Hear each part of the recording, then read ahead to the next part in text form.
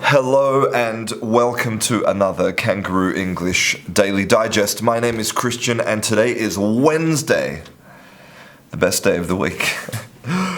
There's a lot of things I want to talk about today, and I'm basically going to be focusing on answering one question which I receive every single day, which is, how do I study and learn English?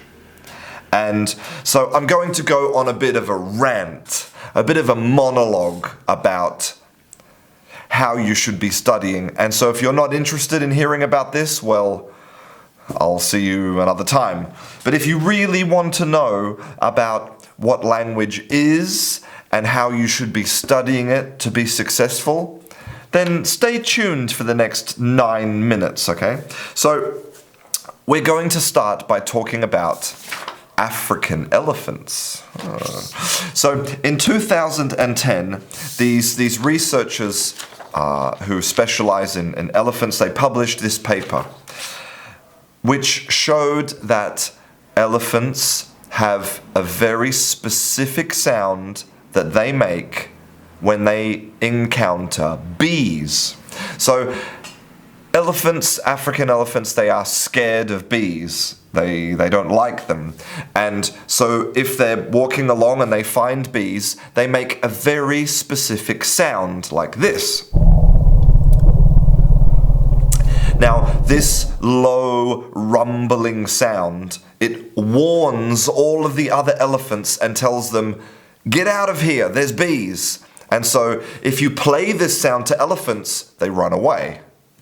Okay, so what does this have to do with learning a language? So somebody on the internet, they read this research and they said this. They said, "Why don't humans have a specific noise that means there are bees here, let's leave immediately? Why are elephants more advanced than us?" Great question. It seems like a legitimate question, right? But then somebody replied, "We do have a specific noise. It sounds like this. There are bees here. Let's leave immediately." And it's a perfect answer, a great answer. And what it does is it shows how we underestimate our own abilities. You think a language isn't special. Human language is incredible. But still, again, what does this have to do with learning languages? Well, I want to just refer quickly back to this book, okay? This 80-year-old book from 1939. And in the introduction, when it talks about what language is, it says this: "Language is the best instrument for intelligible communication that we possess. Language is the medium for interchange of thoughts between one person and another. It presupposes the existence of two people, and the objective is not attained until the hearer or the reader understands what you're trying to convey." And he goes on to use the metaphor of money. Now, money, a $5 note, a €1 coin, it has no intrinsic value. It's just a piece of metal or a piece of paper. It only contains the value that we assign to it, that we all agree on as a society. And language and words are exactly the same.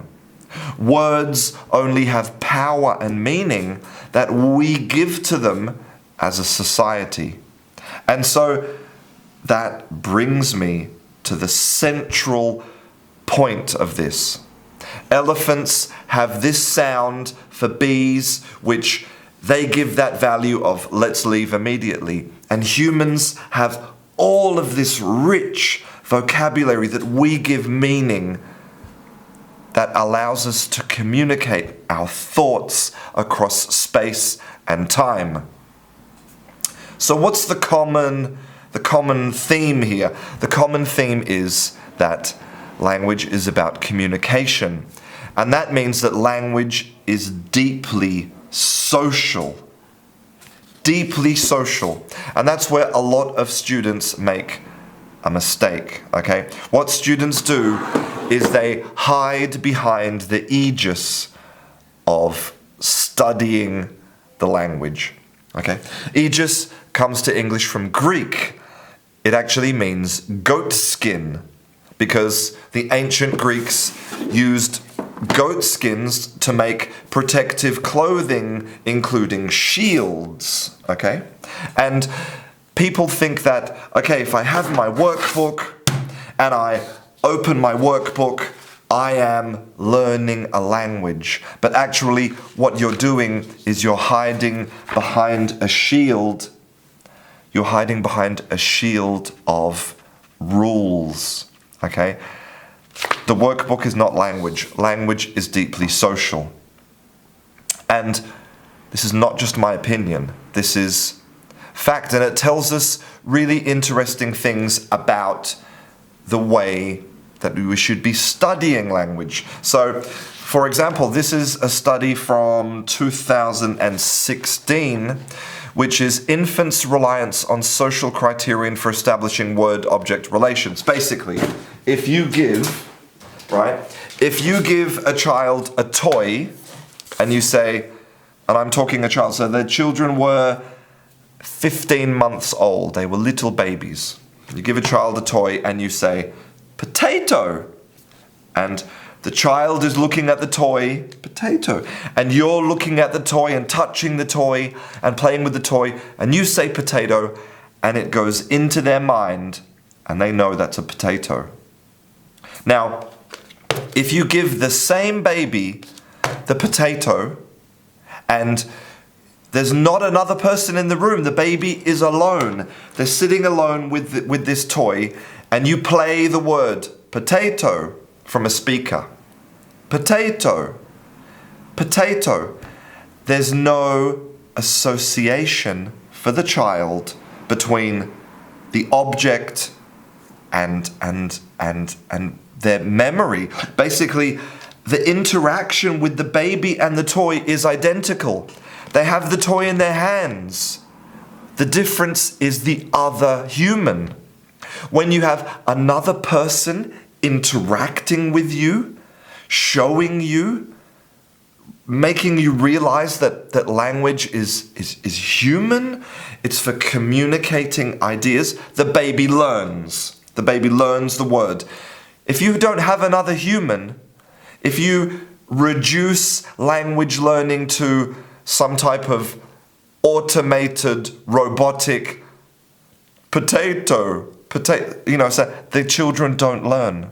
This is direct evidence of the power of social learning. And this is another paper which I'm reading called The Pervasive Role of Pragmatics in Early Language. And it talks about how we learn language in general, especially how children learn language. And I was reading it and I saw this, okay? Throughout language development, social communication is the central organizing principle of language use. Language learning occurs in the context of use. Communication is central to learning. Ready for this? Put another way, language learning is just language use with a higher degree of uncertainty about the language itself. Language learning is language use. That's why I say stop studying and start communicating. Stop studying language, it's not an academic subject, and start using it to do stuff with other people, with humans, because that is what the science tells us that we are designed to do. And it's also what common sense tells us that we are designed to do. So to answer your question, how should you learn a language? Have conversations. It might be uncertain conversations with lots of mistakes, but language use is language learning. I hope you enjoyed today's Daily Digest. I'm Christian and I'll see you in class.